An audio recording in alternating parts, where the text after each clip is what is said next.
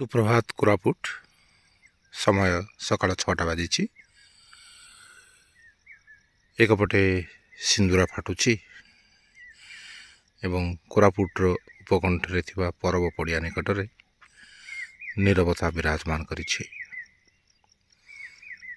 कहीं केउ दूररू पक्षींकर कलरव एवं सही कलरव मध्यरे ध्यानमग्न एई टिकी पहाड़टी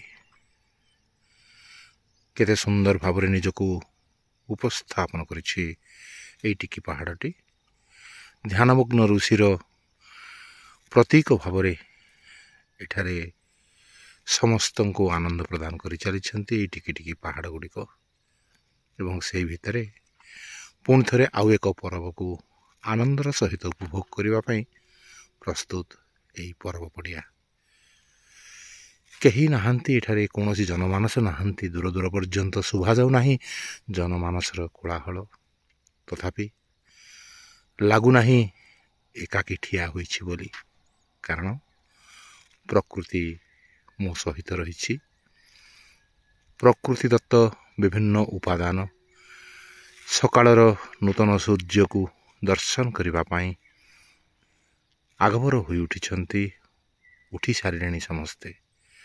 केउ दूरରୁ ଶୁଭୁଛି କୁକୁଡ଼ାର ରାବ, କୋଇଲିର ଗାନ ଏବଂ କେଉଁ ଏକ ଚଟିଆର ଇତିହାସର ବର୍ଣ୍ଣନା।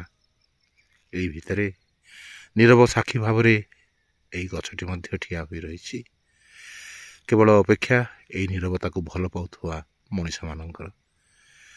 ଆପଣଙ୍କର ଜୀବନ ଭିତରେ ଅନେକ ନୀରବତା ଭରି ଉଠୁ, ନୀରବତାର ଆନନ୍ଦକୁ ସାଉଁଟି ନେବାର ଦକ୍ଷତା ବଢ଼ି ଉଠୁ एवं ये नीरवता भितर अखंड संभावनार स्रोत निर्झरिणी होई बही चालू। यह ही आज प्रार्थना। रोचु देवे कोरापुटिया जुहार। रेडियो कोरापुट पाई CS शांताकार। नमस्कार।